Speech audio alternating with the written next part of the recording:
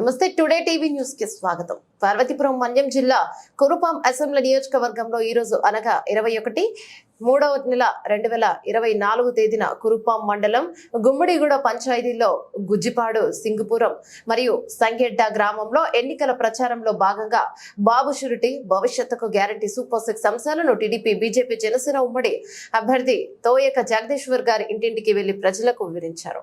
మన ప్రభుత్వం అధికారంలోకి వచ్చిన వెంటనే ప్రతి ఇంటికి కుళాయి ఇప్పిస్తామన్నారు. అభివృద్ధి సంక్షేమం చంద్రబాబు గారితోనే సాధ్యమన్నారు.